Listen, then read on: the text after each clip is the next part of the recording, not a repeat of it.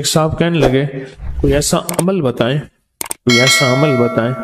کہ میں چاہتا ہوں میری 7 نسلوں میں رزق ختم نہ ہو، جو مہنگائی اور حالات اور پریشانیاں میں دیکھ رہا ہوں، کوئی ہے عمل؟ میں کہا بالکل ہے، اور میں نے اس سے کہا کہ یہ میرے پردادا کے پردادا کا عمل ہے، ان کا یہ عمل ہے، میرے پردادا کے پردادا کا عمل، جو ہماری خاندانی یادداشتوں میں یہ لکھا ہوا ہے،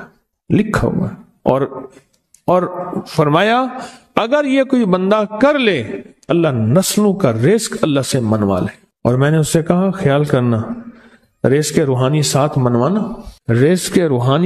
منوانا، ورنہ دولت مال چیزیں مل جائے گی، جس کے بارے میں کہا جاتا ہے کہ بعض بندے ایسے ہوتے ہیں اللہ پاک ان سے لقمے نہیں چھینتا، سجدے چھین لیتا ہے، اللہ ان سے لقمے نہیں چھینتا۔ کیوں؟ رزق جسمانی دوسرے لفظوں میں مل رہا ہے، اور رزق روحانی اللہ چھین لیتا ہے۔ یہ جو آج آپ بیٹھے ہیں تسبیح خانے میں اور میں بیٹھا ہوں، یہ ہم روحانی دسترخوان پہ بیٹھے ہیں، یہ بہت بڑا دسترخوان لگا ہوا ہے، یہ دسترخوان ہے۔ سنا ہے در یار پہ بڑی دھوم ہے، سنا ہے در یار پہ بڑی دھوم ہے، وہاں عاشقوں کا ہجوم ہے۔ یہ روحانی دسترخوان ہے، میں بھی خود محتاج ہوں، یہ روحانی دسترخوان ہے۔ تو میں نے اس سے عرض کیا کہ ایک دسترخوان نہیں مانگنا، دونوں مانگنا، رزق روحانی بھی، رزق جسمانی تو اس کو بھی ملتا ہے جس کو کلمہ نصیب نہیں ہوا، رزق جسمانی تو اس کو ہی ملتا ہے جس کو کملی والی کی غلامی نصیب نہیں ہوئی، رزق جسمانی تو اس کو ہی ملتا ہے جس کے ماتھے پہ شقاوت لکھی ہے، رزق جسمانی تو اس کو ملتا ہے جو اللہ کا نافرمان ہے، رزق جسمانی تو اس کو ملتا ہے جو اللہ کے وجود کا انکار کرتا ہے، رزق جسمانی تو اس کو ہی ملتا ہے جو آخرت اور قبر کا انکار کرتا ہے، رزق جسمانی تو اس کو ملتا ہے جو جنات اور برزخ کا انکار کرتا ہے، رزق جسمانی تو اس کو ملتا ہے جو خود کملی والی کی نبوت کا انکار کرتا ہے، وہ تو بے بہا لوگ ہیں، ان کو ملتا ہے۔ پر تجھے بھی صرف رزق جسمانی ملا اور اللہ سے یہ منوا لیا، نہ یہ نہ منوانا، اللہ سے کہنا ہے اللہ رزق روحانی بھی دے اور رزق جسمانی بھی دے، 2 رزق کٹھے عطا فرما۔ کون سا رزق؟ رزق اور رزق جسمانی بھی دے۔ کہیں ایسا نہ ہو کہ میری نسلوں میں صرف مال دولت اور چیزیں ہوں اور تیرا نام اور تیرے حبیب کا نام نہ ہو، تیرا نام اور تیرے کملی والے کا نام نہ ہو، تیرا نام اور تیرے دوستوں کا نام نہ ہو، تیرا نام اور تیری آل و اصحاب کا نام نہ ہو۔ کہیں ایسا نہ ہو میں محروم ہو جاؤں، مجھے آل اور محمد اور آل محمد اور اصحاب محمد کی نسبتیں یہ بھی ساتھ عطا کیے رکھ۔ میں نے اس سے کہا کہ 2 چیزیں مانگنا۔ اچھا قدرت کا نظام ہے تو دیوانے بھی ہوتے ہیں، یقین والے ہوتے ہیں، آپ جیسے آپ مخلص بیٹھے ہیں، اور پوری دنیا میں ہمارے ساتھ اس وقت مخلص بیٹھے ہیں جو ہماری آج کی محفل میں شریک ہیں، ہوتے ہیں دیوانے۔ مجھ سے کہنے لگا ایک وقت ایک جگہ ہو بہت بہتر۔ میں نے اس سے کہا، میں نے کہا پھر بھی اگر ایک وقت ایک جگہ میسر نہ بھی ہو تو اگر عمل کسی وقت چوک جائے، عمل کی جگہ چوک جائے، عمل کا وقت چوک جائے، مجبوری میں نہ ہو تو بہتر ہے، پر توجہ نہ چوکے، دھیان نہ جائے، استحضار نہ جائے، یقین نہ جائے، اور سچا یقین ہو کہ میرا اللہ خود کہتا ہے یہ مانگنا بھی تو اسی نے دیا ہے نا، جب اس کریم نے مانگنا ہی خود دیا ہے تو عطا بھی خود کرے گا۔ نہیں خوف نارے جہیم کا کہ کرم ہے مجھ پہ کریم کا، وہ خود عطا کرے گا مجھے، اس نے مانگنا دیا دے گا۔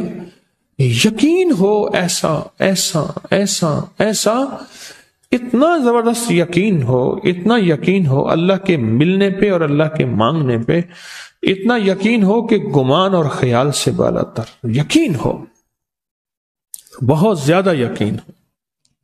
یاد رکھیے گا میری بات، میری طرف دیکھتے رہیں، یاد رکھیے گا جس کو ملا ہے یقین کی طاقت میں ملا ہے، اور جس سے چھنا ہے بے یقینی نے اس سے سب کچھ چھین لیا، بے یقینی نے اس سے سب کچھ چھین لیا ہے۔ جس کو ملا ہے یقین کی طاقت سے ملا ہے، یقین ہو کہ میں کر رہا ہوں اور اللہ مجھے دے دے گا۔ کہا کہ کیسا یقین ہو؟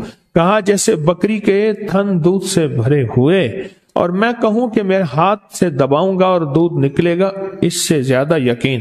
اور کہا کس سے زیادہ یقین؟ کہا کہ ایک بڑا نوٹ ہو اور بڑا نوٹ کے اندر جو ہے ایک آنے کی چیز آنی ہے، تو میں کہوں گا اس سے تو اس کی نوٹ کے اندر تو ہزاروں آنے ہیں، اور میں ایک آنے کی چیز، ایک ٹکے کی چیز لوں گا اور میرا کام بن جائے گا، اس سے زیادہ یقین ہو، اور اس سے کہیں زیادہ یقین ہو کہ سخت پیاس ہے اور میں پانی کو دیکھوں، اور پانی کو دیکھتے ہی مجھے یقین ہو کہ اس سخت پیاس میں میرا پیاس بجھ جائے گی، پیٹ بھر جائے گا، اس سے کہیں زیادہ یقین ہو۔ میں پھر بھی یقین کو نہیں سمجھا سکا، علم بھی محدود ہے، الفاظ بھی میرے پاس محدود ہیں، اس سے کہیں زیادہ یقین ہو، اس سے کہیں زیادہ یقین ہو، اور بہت زیادہ یقین ہو۔ کیا خیال ہے؟ آپ چاہیں گے اپنی نسلوں کے لیے بخت، رزق، نصیب اور مقدر منوا لیں؟ میں نے کہا روزانہ 40 منٹ بیٹھ، 40 منٹ صبح دوپہر شام، جو تیری تنہائی کا وقت ہو، کہ یا اللہ دنیا میں ایسی جگہ کوئی کہیں ہوتی، اکیلے بیٹھے رہتے یاد تیری دل نشیں ہوتی، اکیلے بیٹھے رہتے یاد تیری دل نشیں ہوتی، اور بس صرف ایک بار سورۃ فاتحہ پڑھ، اور اس کے بعد ایاک نعبد و ایاک نستعین کو دوہرا۔ تو میں نے اسے عرض کیا کہ بس اس کو وجدان سے پڑھو، ایسے پڑھ کے رونگٹے کھڑے ہو جائیں، آنسو بہنے لگ جائیں، دل کے اندر کا درد اور دل کا اندر کا غم اور اللہ کے سامنے حاضری، استحضار، اور یہ کیفیتیں تیری ہوں کہ بس اس کے علاوہ کوئی مجھے یاد نہ رہے۔ اس درد سے پڑھو، صرف 40 منٹ۔ 40 کی عدد کے ساتھ کائنات کے رازوں کا بڑا تعلق ہے۔ 40 کا جو عدد ہوتا ہے، بس 40 کے عدد کے ساتھ پڑھ، اور بہت توجہ سے پڑھ، اور بہت دھیان سے پڑھ، بہت توجہ سے، روز پڑھ۔ مجھ سے کہنے لگا کتنے دن پڑھوں؟ تو میں نے اس سے کہا مجھ سے یہ دن نہ پوچھ، تیرا دل خود بولے گا کہ فیصلے ہو گئے ہیں، بس ختم، دل خود بولے گا۔ یہ بتائیں کہ پیٹ بھرتے ہوئے کوئی گھنٹی بجتی ہے، یہ دل خود بولتا ہے کہ پیٹ بھر گیا۔ پیاس میں بھی کوئی کہتا تو نہیں ہے کہ آپ کی پیاس بجھ گئی ہے، وہ دل خود بولتا ہے کہ بس اب پانی کی ضرورت نہیں ہے۔ نیند سے دل بھر جائے تو بس دل بس اب سو لیا، وہ اٹھیں۔ اسی طرح دل خود بولے، دل خود بولے، کیا بولے؟ دل خود بولے، اور دل اندر بولے، دل اندر بولے کہ اللہ پاک جل شانہ نے نسلوں کے لیے رزق، عزت، دولت، برکت کے فیصلے کر دی، بس دل بولے۔